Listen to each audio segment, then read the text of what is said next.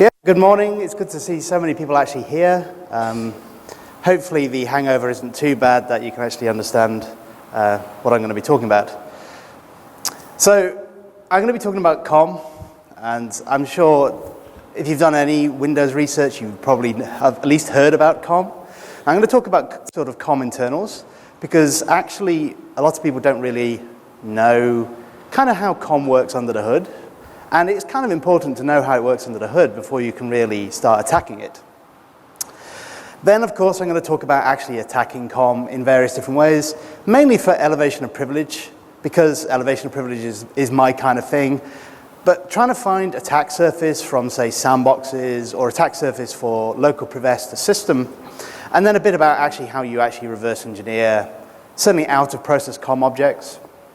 And then finally, I'm going to talk about some bugs and features I found, and at the end I'll have a few demos, depending on how much time I have left, will depend on how many demos I can do. Now, I've been writing a tool for about 5 or 6 years, and I recently, when I restarted my COM research, I decided it really needs some updates. And so I did a lot of updates before this conference, but you can go and download it. It's just on GitHub. If you go to my GitHub page, there is actually a releases tab as well, so there's some binary releases, so you don't actually need to compile it. So let's go straight into internals. And as I say, hopefully people have had their coffee. Because people think COM is scary, but COM is just middleware. COM basically just sits between one component and another component and bridges that gap. That's kind of all COM does. People think COM is more than that, but it's not. But COM came out of an actual need for a technology which allowed interoperability between applications. And this technology was something called Object Linking and Embedding, or OLE. Now, there was an OLE version 1, and this was using a technology called Dynamic Data Exchange, or DDE, to do its data transfer. But if you've ever had to deal with DDE, it's pretty nasty. So COM was developed by Microsoft for OLE version 2, and it expanded upon it, made it easier to use, easier to reason about, or so it seems. But pretty much the primary use for object linking embedding is that sort of canonical example of, I have a Word document, I want to embed a spreadsheet, an Excel spreadsheet, inside my Word document, and Word could implement the entirety of Excel in its own program, but that's not particularly very efficient, because obviously the Excel team is already writing Excel.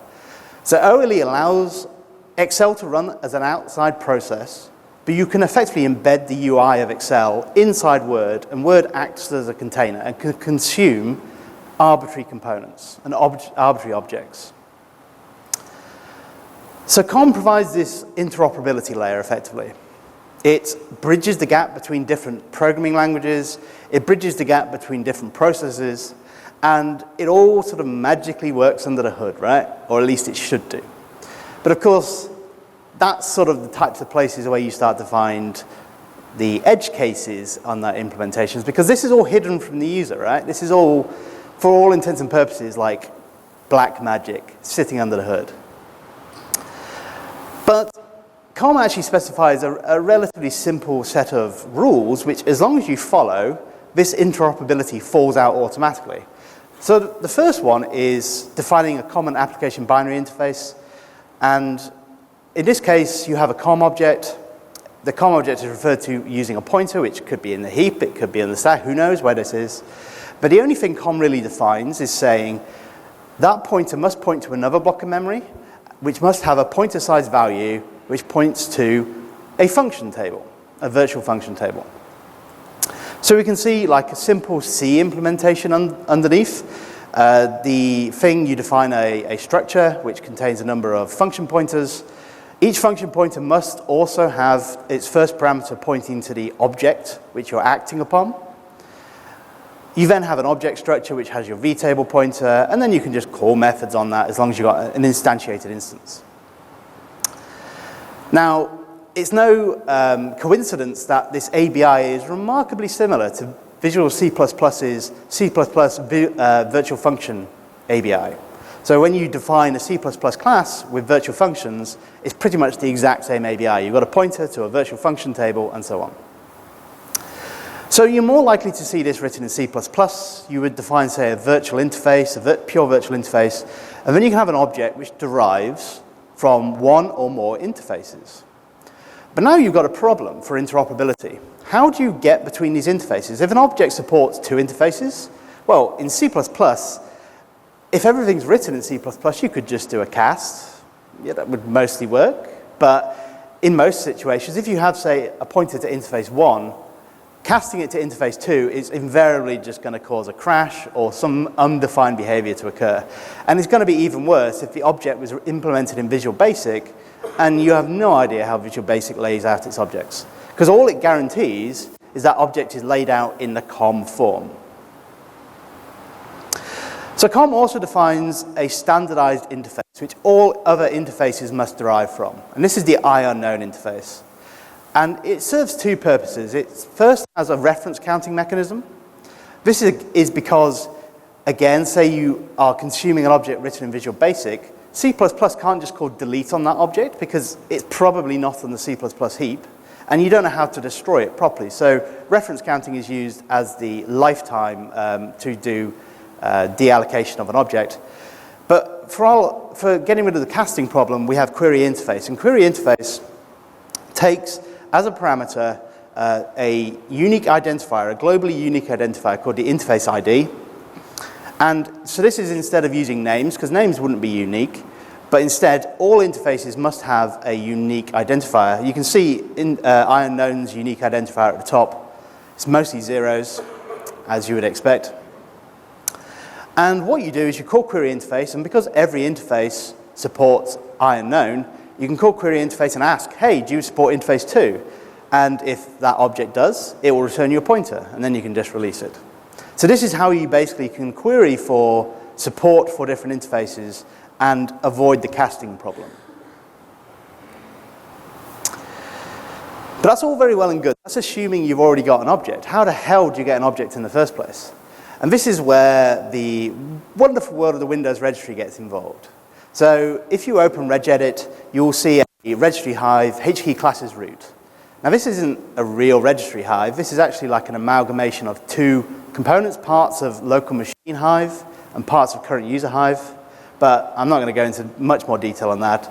But effectively underneath that, there's a registry key called CLSID. This is referring to the class ID. And effectively this is, again, a GUID, which refers to a registered object that you can create. Underneath there, you have the string form of the class ID you want to use, and then all the registration information is listed under that. And what that actually gives you when you create, when you sort of instantiate this information, is you get a factory. So COM uses the factory idiom. It uses the factory to, again, abstract the fact that I don't know how to even allocate an object, let alone deallocate an object. So you have a class factory, again, it's just a COM object. You can call create instance, it creates you an instance. Now, I'm sure people will be like, oh my God, do I have to parse the registry to do this? Well, of course not. Like, COM also provides an API to do a lot of the work for you. And this, of course, is where a lot of the hidden magic goes on, because you have two main functions, say co-get class object, which just returns a class factory, and co-create instance, which returns an instance of an object. And it hides all the implementation details from you, how you even instantiate that.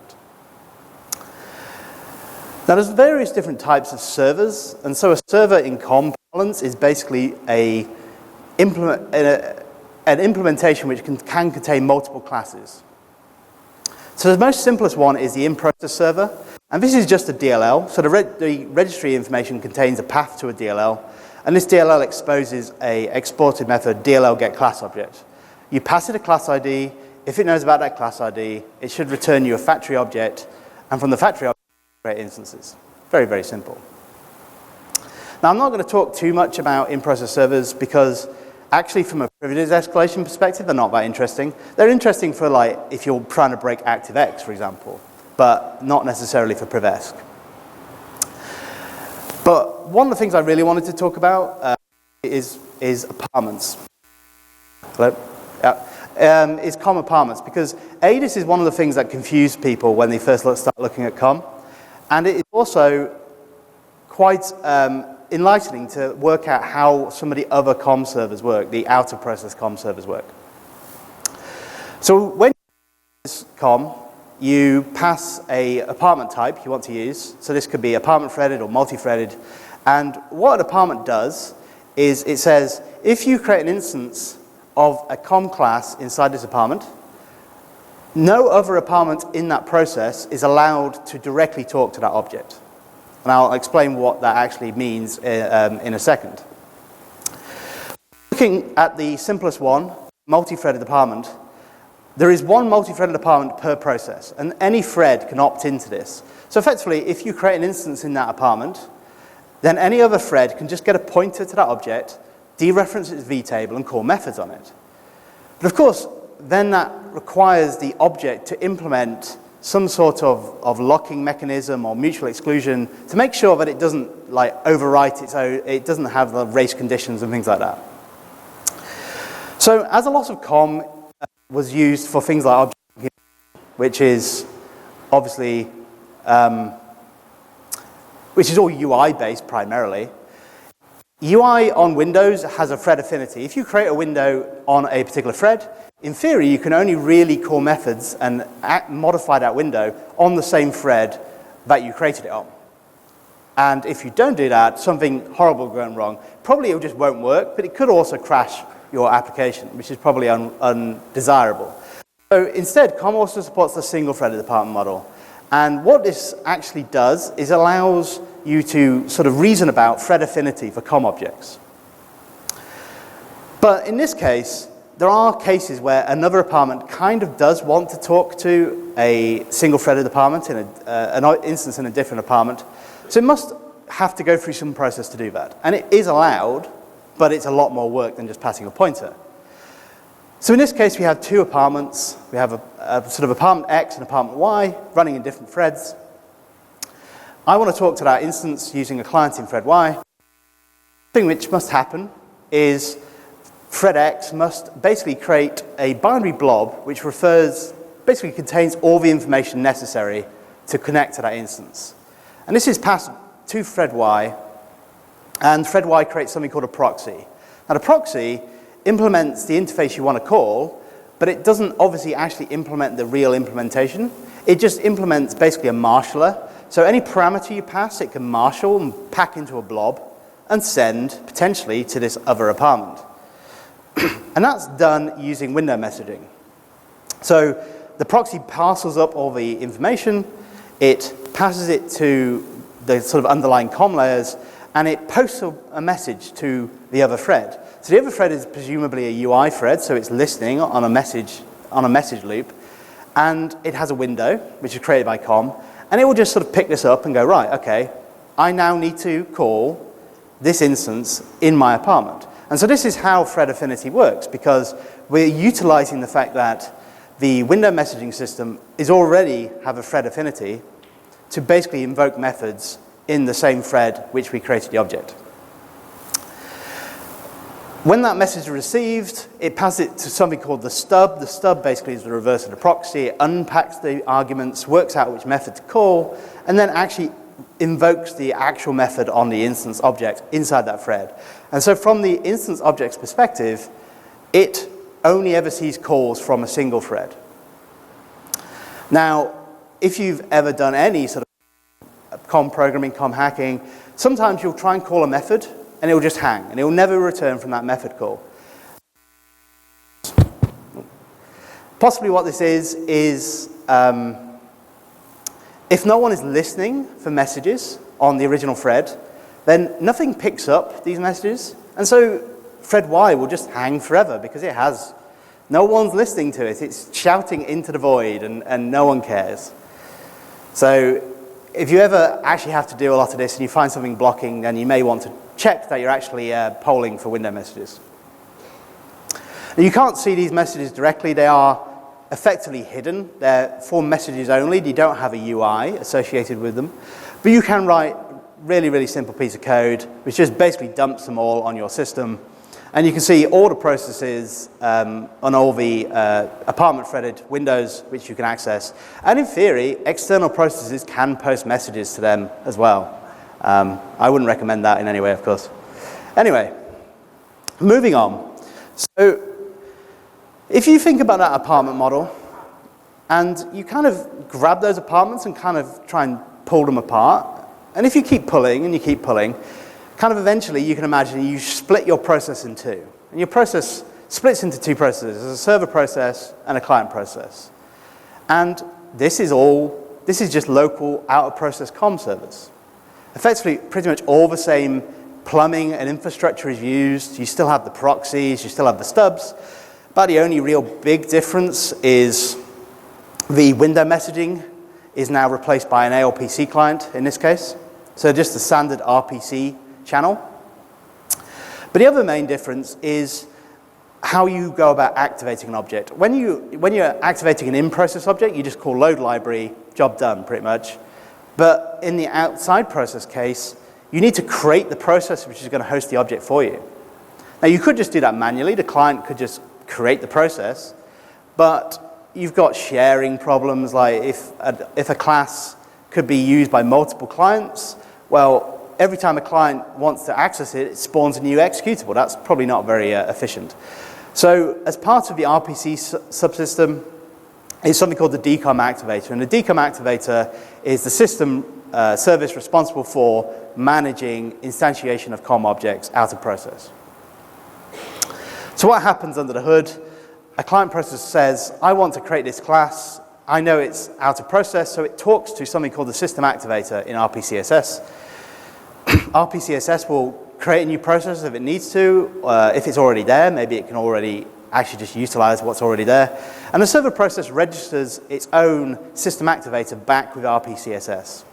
And this is basically, because it's exactly the same object effectively, this allows RPCSS to just funnel activation information directly to that server process. RPCSS then goes, okay, activate me this object. The server process goes, sure, I know what you're talking about. I implement that class ID. It creates an instance and marshals back some sort of information back to RPCSS, which goes back to the client process, and the client can now connect to the instance. Now, the system activator is pretty simple. It has two main functions. It has get class object and it has create instance. The reason it has the two is because it saves you a round trip. By just calling create instance, you don't have to get the class factory and get that back, and then call back out and call create instance and get that back. It's just a very, very simple optimization. But both functions take two common parameters. The activation properties in, which contains all the information necessary to activate your class, and returns activation properties out, which is all the information you need to sort of then connect back to that instance of our object. And even though they look like interfaces, they're actually sort of binary blobs. Underneath the hood, they're just basically binary structures. They have a common header, which contains a list of property blobs which are associated with this structure. And then it has actually individual structures you're interested in. So for activation properties in, the most interesting one is instantiation info data. This contains things like the class ID you want to instantiate, a set of flags, things like I want to create this object running in an app container. They're all sort of supported at this level. And you pass that to RPCSS, it passes it to the appropriate location, and hopefully you get a created object passed back to you. And how it passes it back is using activation properties out. And again, it has a set of different properties, but the main one is props out info. And this contains these marshaled COM objects. And you can see right at the bottom there, an example of a hex dump of a marshaled COM object. Now, what this actually is something called the object reference. And the object reference is this binary structure which is defined for COM, which allows you to marshal objects between processes or between apartments, etc. It's used everywhere, basically. Now, there's two main types. There's the standard object ref, which is used for marshal by reference. And you've also got the custom object ref, which is used for marshal by value. Effectively, custom object ref, you tell it a class to instantiate it load libraries that class, instantiate an instance, and then basically passes the custom data to it and initializes its own context. But I'm going to focus mainly on standard object because they're kind of, in some ways, more interesting because they're allowing you to invoke methods on a remote server. So somehow the client needs to actually connect to that service because you can actually just serialize these objects out to disk and at the later date pull them back in. So the client doesn't even need to have been actually activating the object in the first place as long as it can get one of these object structures. So the first thing the client process does is it looks up something called the object exporter identifier. So every server is assigned by RPCSS a unique object exporter ID, and a different service in RPCSS, the object resolver, can be called by the client and says, hey, do you know where this object exporter is, please? And in this case, RPCSS goes, sure, I know. It's on this ALPC port, this local RPC port, with this name, OLE with some random digits. Now, if you've ever looked in like Process Explorer or Process Hacker at the handle table, you'll see this quite regularly, like an ALPC port with this OLE blah. And this is the RPC endpoint for COM. Now, the client can then instantiate an RPC client, but it also needs to know which object it wants to talk to. Now, this could have been done like in-band inside the actual call itself, but RPC provides a mechanism to specify an object unique identifier. And the object unique identifier is like part of the RPC call infrastructure. So what COM does is it takes this other value, this interface pointer ID, which is actually a GUID size value, it's a 128-bit value, and specifies it as this object UID. It can then make the call, and at the other side, the server has a table of IPIDs, which it's registered, which it's marshaled.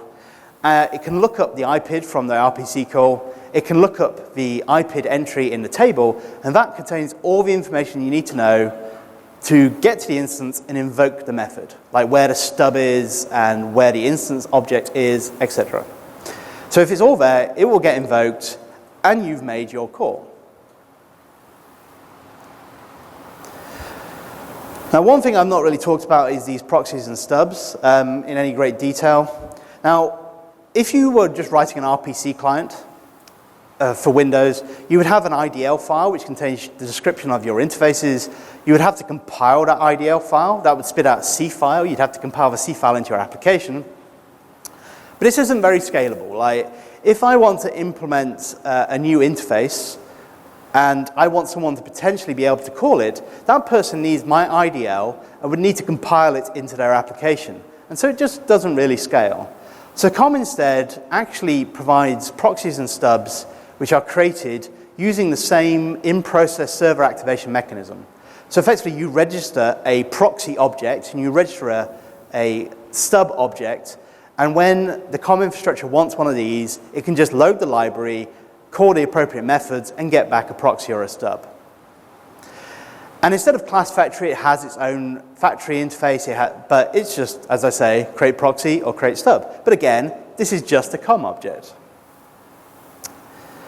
Now, the final piece of the puzzle for COM and how COM actually does interaction is something called the remote unknown interface. Now, you kind of assume that, like, okay, I need to query this object from multiple interfaces, as I showed earlier. I just call query interface on the proxy, and presumably that just forwards it to the remote server.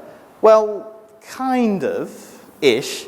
What actually happens under the hood is every server implements this IREM unknown interface on an object.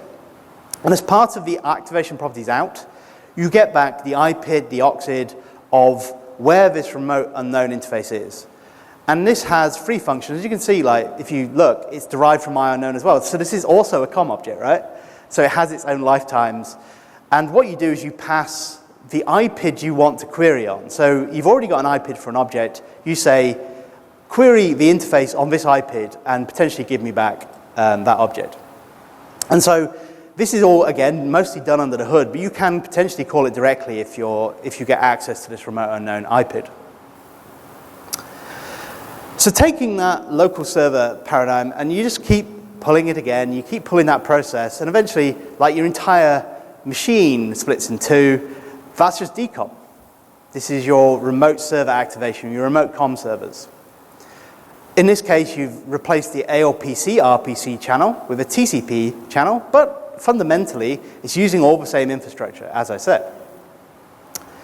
Activating remote objects is pretty easy. You can just, there's a parameter for co-create instance EX, just takes a host name, also contains some authentication info, which it will become more important later. But of course, just being able to activate remote objects probably sounds like a security incident waiting to happen. And it was. Prior to XP Service Pack 2, it was a security incident waiting to happen. So in XP Service Pack 2, Microsoft did two big changes. The first change is that there is a security descriptor check for any caller coming in before it ever gets to the COM activation system. This is the COM security restrictions. Now there's two types of COM access. There's the launch access, who's allowed to actually launch new objects, and there's the access restriction, who's allowed to, from say an objref, talk to an existing object. Now interestingly, in the restrictions, only administrators can launch new objects. However, which will become important later on, everyone can at least potentially access remote objects. But this is only potentially, because then there's a secondary check on the actual COM server itself. And so you have a launch, and in this case, these are the default launch permissions. So launch is enforced by RPCSS, because that's who's creating these new instances. Whereas access is enforced in the server itself. Now, the access permission is probably most interesting. You'll see this self-SID, and the self-SID is replaced by the user which is running that COM server. So if you're running as Alice, that self-SID is replaced by Alice. And so this allows, by default, a user to access their own COM servers, but no one else, in theory, other than administrators, can access them. And another change Microsoft made in Vista is, obviously, for Internet Explorer protected mode, the best sandbox ever created, said all exploit writers ever. These COM servers, in theory, would be accessible from low. So actually, you do an extra check for integrity levels. Unless you explicitly register the launch permission to have low integrity, a low integrity caller cannot create an instance of that out-of-process COM server. But this isn't enforced on access. So again, potentially, if that low privilege application can get access to that objref, it potentially can still talk to that server, even if it hasn't got low integrity set. Now, setting security is done in one of two ways. It can either be done dynamically at program time. You can basically call this function co-initialize security, which takes a security descriptor. Worth pointing out, you may think like passing null as the security descriptor would use the default, and you'd be wrong. Instead, null means no security at all, no access security. There's still the restriction. So you still need to bypass the restriction policy. But this is why the restriction policy exists, because there was an awful lot of COM servers which just said, yeah, no security, it's fine. Like, everyone can talk to me. That was probably a security incident. But you can also specify something called an app ID. You can specify an access control interface, which is like a dynamic security model. But you can only modify the access permission. You can't modify launch permission. So for that, you need to specify your security in the app ID. And the app ID, again, is another GUID, which contains information. So each class ID can potentially refer to a app ID GUID. And this app ID is in the registry and contains things like launch permissions and access permissions. And this is the only way you can change access permissions. It also does other stuff. It says, for example, this COM server is actually implemented inside a service. And RPCSS will even start the service for you. Now, the final interesting thing about from a sandbox attack perspective is something called the interactive user run as. So by default, if nothing else is specified, COM servers run in the mode called activator's activator. And what this basically means is, if I'm a sandboxed application, I want to create an instance of a server, it will create me running under my identity. However, if the app ID specifies interactive user, as long as the sandbox client has permission to create a new instance of that server, it actually gets created outside the sandbox. And so these are good targets for you if you're going to look for sandbox escapes, especially from something like Edge or Internet Explorer. Okay, so hopefully that wasn't too painful, because that was the internals part. So now it's getting to the actual more interesting stuff. Finding attack surface, reverse engineering, and actually sort of bugs and features. So when you're talking about sandbox stuff, there's usually two ways of getting access to objects. Either it could be activated via a broker. So Internet Explorer has a low integrity broker which will say, you can create these comm servers, and then it relies on access permissions to limit who can then talk to them afterwards. Also, as I say, with Interactive User, you can just create them. As long as you've got permission, you can create them. My tool actually has like a simple GUI to say, given this process, tell me all the comm servers which I could theoretically access. So you can use it against Edge content process, for example. And one of the things Microsoft have changed in Creator Update for Edge 15 is something called low privilege app containers. And they made a big song and dance on a blog post about how they've reduced comm attack surface. And they have, by half, I suppose, which is pretty good. But yeah, on Creator Update, you've got maybe 20 classes you can talk to. On Edge, on Anniversary Update and earlier, you've got about 40 you can talk to. And these are all ones which can run outside the sandbox, so potential good targets for attack. Now, when it comes to actually reverse engineering, if you're just at in-process servers, that's a piece of piss. You've just got a DLL loaded into your process, look up the vtable address, you can look that up in IDA or wherever, and reverse engineer it that way. But for out-of-process servers, obviously, that doesn't exist, because the implementation of this server is somewhere else. And you have no idea where that else is, necessarily. Fortunately, COM is generous enough to provide us a little in to work out where that COM server is residing. And you can do this using the interface pointer ID, the IPID. You'd think the IPID, it's a GUID, it'd just be a random number, like just completely randomly generated. And it kind of is, in part. But COM fills in numerous other pieces of information. And probably the most important one for our purposes is the process ID. And the process ID, obviously, is the process ID of the COM server which hosts the implementation of that object. Oops. So we can, if we want to find where an out-of-process COM server is residing and try and do reverse engineering, we can create an instance of it, and if we marshal it, we can get its IPID. And the IPID contains the process ID. In this case, it's WMI, so it's residing in service host. We can then, my tool will also parse the IPID table for you if you've got symbols for COM base. Parse the IPID table, you can look at the IPID in that table.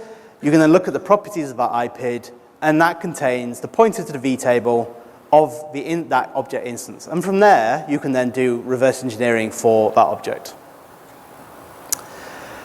vtable reverse engineering is pretty simple. Like if you've done any reverse engineering of C++ objects, you'll know this off by heart. The only thing to bear in mind is obviously the first three functions are all IUnknown, or all part of that. So anything after that is potentially specific to the object itself. Of course, not all these functions may be accessible over a COM interface. For example, if the object also implements other virtual functions, it probably will end up in that table, but you can't call it via the COM proxy or stub.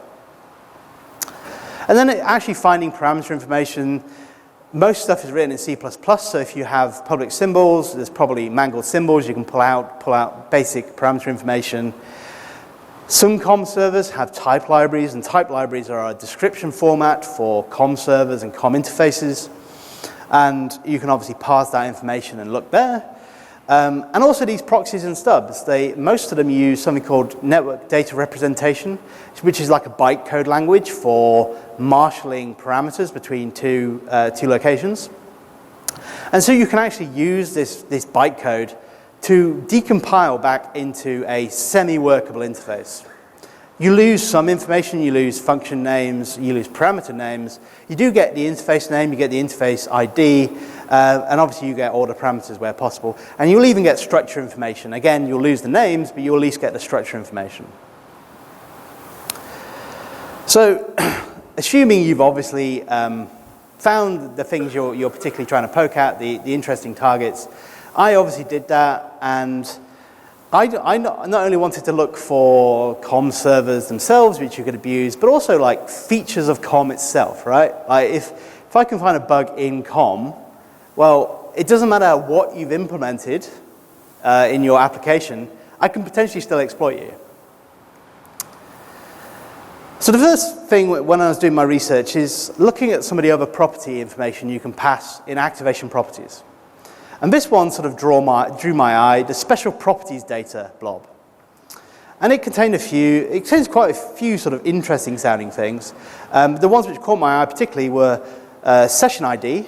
And session IDs usually refer to like a logon session. So if you're on a terminal server, two users logged into the same machine will have different session IDs. So maybe I can instantiate objects in a different session. That could be interesting. Also, this is where UAC gets involved. It uses its old name, LUA. I can't remember what the acronym actually means. But it's now referred to as UAC. So this is how you do elevated COM objects. You pass a particular flag to the RPCSS activation, and it will do all the activation for you. Now, you could write your own code to call directly to RPCSS, but it's actually quite a lot of kludging you need to do in there. It's pretty nasty. But fortunately, these two features are actually exposed through something called monikers. And monikers are basically string identifiers to allow you to sort of refer to certain COM objects, refer to certain COM features. And you've got something called the session moniker, which is what you can use to instantiate between sessions, and the elevation moniker, which is used for UAC. And in order to use these, you need to bind to them. And there's just a function coget object, which allows you to do the binding. And all you do is you pass a string. So in this case, I've got a string. It says session, colon, some number. That's the session ID you want to instantiate in. And then exclamation point, new, and then the class ID you want to instantiate. So the ultimate result of this is creating a COM object in a different session. Now, creating processes in different sessions is a privileged operation. You need to at least have sort of assigned primary token privilege. Just to change the session ID of a token, you need TCB privilege, which pretty much is local system only. So you would make the assumption that this object creation in a different session should also be a privileged operation. But of course, you'd be wrong. So say, for example, Alice is running in session 1 on a server and Bob is running in session 2. Alice can sort of talk to RPCSS and say, hey, can you activate me this COM object in session 2? And RPCSS, rather than saying, well, you're not an administrator, so no, he goes, sure, why not? I'll create you an object in session 2. Now, you can only create interactive user objects. So the ultimate result of that is that object gets created as Bob in that session. So the COM object is now running as Bob. And as long as then Alice has the ability to talk to Bob's process using its access permission, in theory, I can talk to a COM server in Bob's session. Now, the default had just self, and so self would be replaced by Bob in this case, and only Bob would be allowed to access it. But of course, there are other COM servers which aren't quite so picky, and they register their own custom security. In this case, a really good one was HX Help Pane server. And the HX Help Pane server had a custom access permission, which granted self, but also granted anyone who had the interactive users group, which basically meant anyone logged onto the system could access that COM server. So Alice can now talk to HX Help Pane server, and HX Help Pane server generously had a function on it called execute me an arbitrary process. Basically, it just passed the string to shell execute and would just run you an arbitrary process. Trivial cross-session activation attack, like if you're on a terminal server, you can attack anyone else running on that same terminal server. Really, really simple. Now, Microsoft have fixed this, sort of, ish, kind of. What they've done, they've fixed HX Help Pane server so that your execute arbitrary process in that session now no longer works. But that doesn't mean you can't find another COM server, right? Like any other COM server registered on that system you can access, potentially can be also abused, as long as you can find an interesting function. But the actual session activation has not been modified. The session activation still works. Now, another interesting thing about the IPID tables is those IPID tables contain all the information you need to connect to an object in a COM server. So if you have, say, an info disclosure, you have an arbitrary read, but not an arbitrary write, in a process, in a privileged process, you can read out the COM IPID tables. And with that information, as long as you're allowed to access that COM server through its access permissions, you can talk to any COM server in that process, only with a read access. And this is anything, even marshaled between apartments. It doesn't care that this object was marshaled to a different apartment on the same process. You can still talk to it. It doesn't have to be marshaled to another machine. Now, whether you could actually exploit that depends on the COM server, right? But effectively, you can abuse this and gain code execution and privilege escalation. But I couldn't not talk about DCOM at the end and actually remoting of objects, because I'm sure there's some people in the audience who've seen this lovely dialogue once upon a time. I can't remember which one it is. It's Code Red or something like that. Basically, they have DCOM was a shit show, basically. And if you did it wrong, RPCSS blew up and took down your system. And interestingly, I did find the local DOS, which took down your system. I could get a null pointer dereference in RPCSS, and it would just basically, because RPCSS is a critical process, it just blue screens the machine for you. Kind of useless. But there we go. That's the quality of the code we're dealing with here, right? Now, when you're talking over DCOM, you're talking over, say, TCP. That's the sort of default protocol. And as everyone knows, TCP is unencrypted. So you would hope there would be some sort of encryption on DCOM calls to make sure that they couldn't be abused. And there is, if you configure it to use it, right? So the default authentication level, which is the RPC authentication level, which is used to determine whether to use things like encryption or integrity checking, is set to a level called connect. And all connect does is it does authentication. Everything else is in plain text.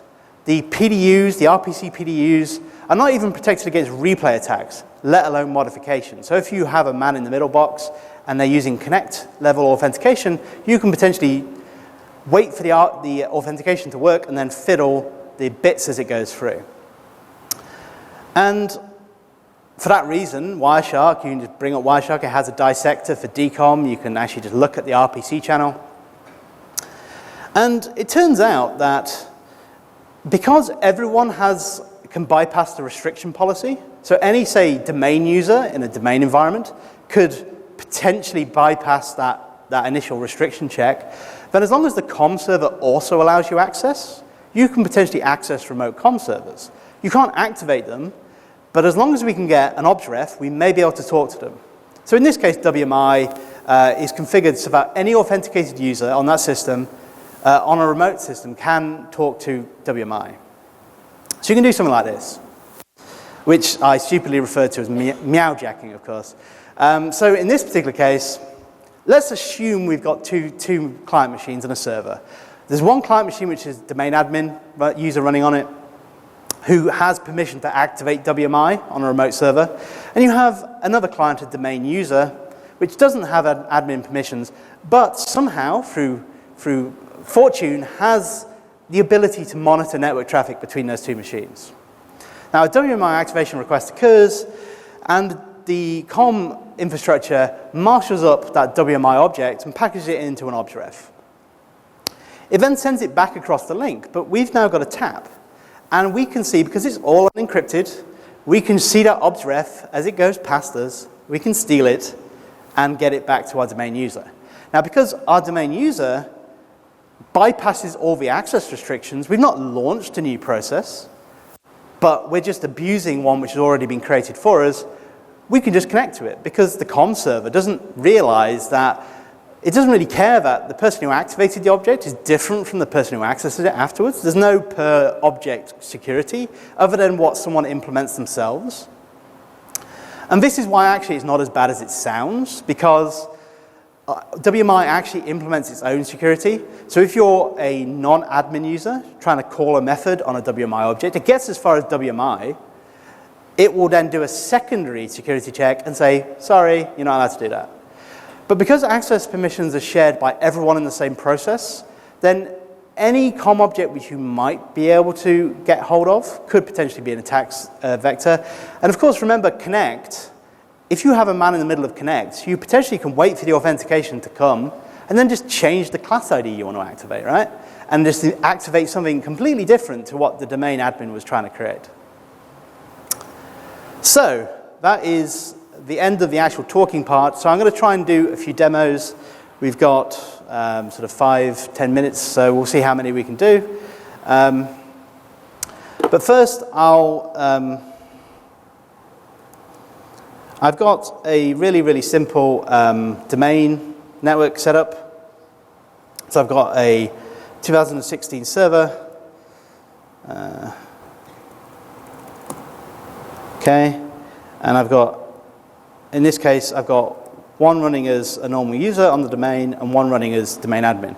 Now, the domain user has this tap access to the network, so in theory, if I double-click him, I can now monitor all the DCOM traffic which is going between the admin user on one client and the server. So if I go in here, I'm just going to create the remote instance in here just because it reduces my, like, otherwise you've got a bit of a race condition, like if it releases the object before you get hold of it, it may go away before you do it. So I'll just create the instance here so you can see how it works. So I want to create it on dc-badges.local. It's my domain controller. Oops. That's never a good start.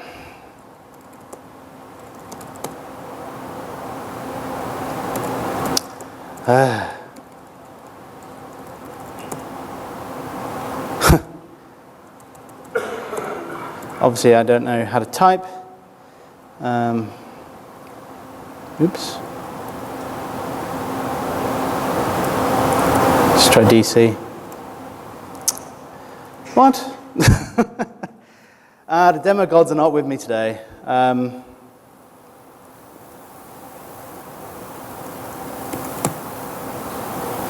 And if my network is breaking, then there's a reasonable chance that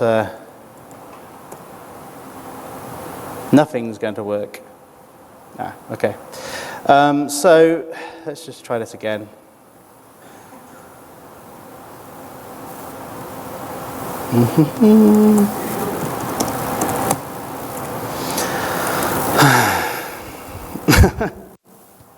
Good thing I've got a little bit of extra time.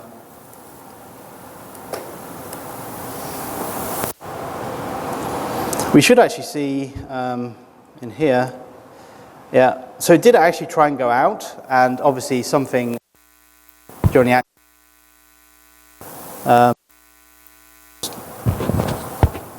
it just returned the error code from that. Okay, try it again, shall we?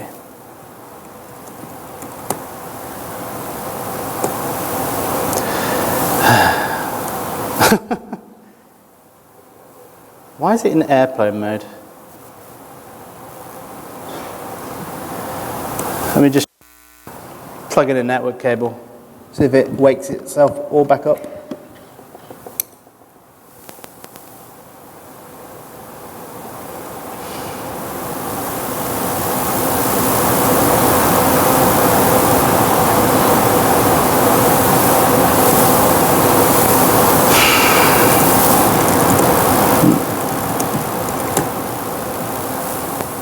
Right, okay. Woohoo, okay. Bloody thing. All right.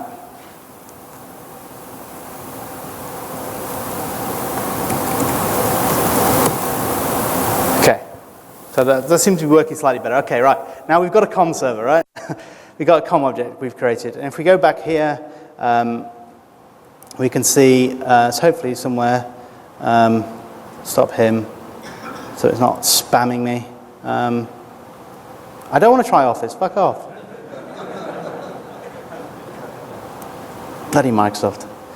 Right, so in here we've got our remote create instance thing. If we dig in, there's various different objects, but we're looking for down here, okay, properties down, okay, awesome, interface pointers, oh yes, interface pointer, yeah, okay, interface, object, ooh, right, okay.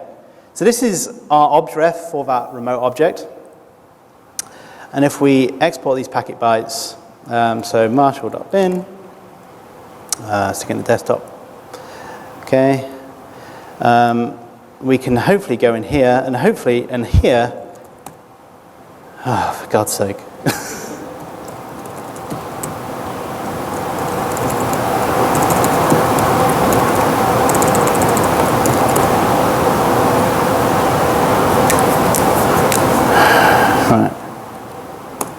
Woohoo! Unbelievable. So, okay, we'll just load that file, marshall.bin. We can see it's a object. If we click properties, we can actually look at what we got in there. And you can see it's talking to the DC. So if we click unmarshal, and we sort of wait for it to wake up, hey, we've got access to that comm server. And if we actually go and look at I've shut it off now, but basically, we've got access to that comm server. We can now invoke methods on it. Now, of course, you need to find some clever way of abusing WMI in this case, but it is potentially possible. So, because everyone likes RCE, of course, let's just demo a different RCE. So, I'm going to spawn up. So the scenario here is I've got a server which has been, or I've got a client machine, a workstation somewhere in your environment which has been compromised, and I've replaced something on that system that maybe when I try and talk to it using DCOM may go horribly wrong, right? So if I go back to my client, let me just make sure this is all set up first.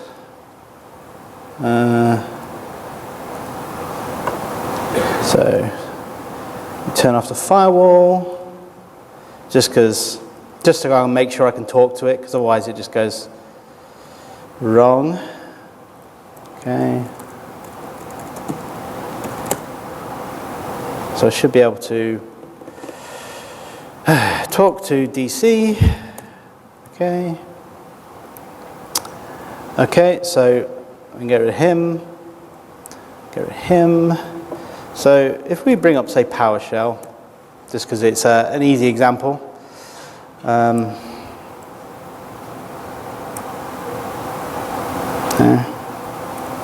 Okay, we can do, say, for example, get WMI object. And WMI uses DCOM under the hood, or at least the old DCOM version does.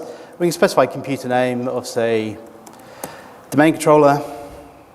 I'm assuming it's, yeah. So we now get our list of processes running on the domain controller.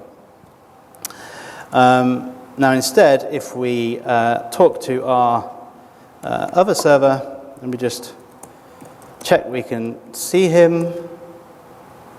Awesome, we can ping him.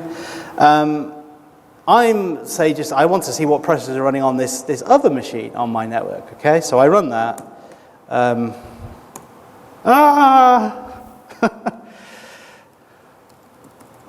I can ping you, but I can't, right, awesome. And so what's then happened is I've now got a copy of Notepad running on my machine.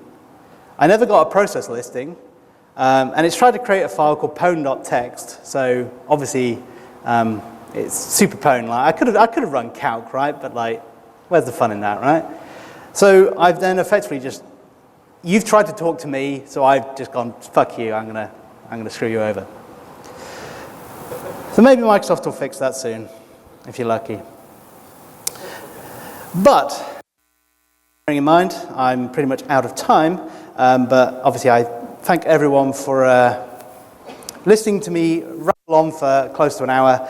But obviously, if anyone has any questions, wants to talk more about COM, you've not been completely dispirited by my description of COM, then obviously I'm here to answer questions. So thank you very much.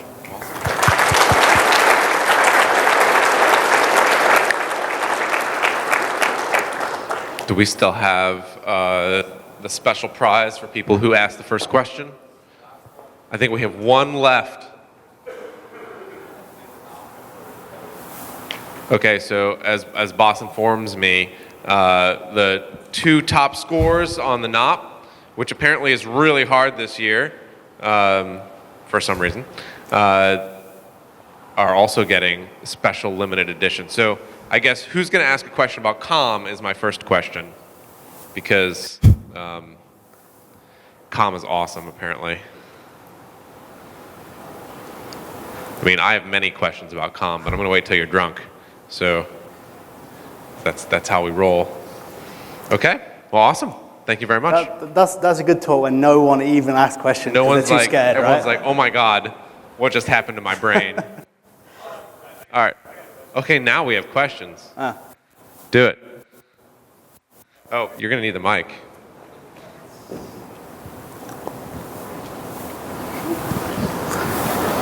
So as I'm sitting here, I haven't seen much of the research on the COM stuff before, but as I'm watching it, my mind's going in a million different directions, and something I think it's interesting. I know Privesc obviously is one awesome use of this. Another one too is, I guess, for lateral movement. Do you see the potential for, I guess, kind of backdooring some of these for some kind of sneaky communications between systems as you move laterally through a network? Yeah, so that you could, if you've compromised the machine, you could weaken the default security permissions of COM, because most people aren't really looking at that.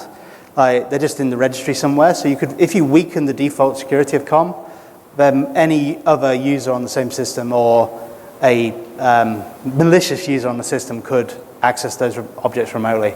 And then there's plenty of rope to hang yourself at that point if you've compromised it. Okay, thank you. Yeah. All right, I think we had another question over here. Am I correct? Or we have a question way in the other side, completely other side of the room.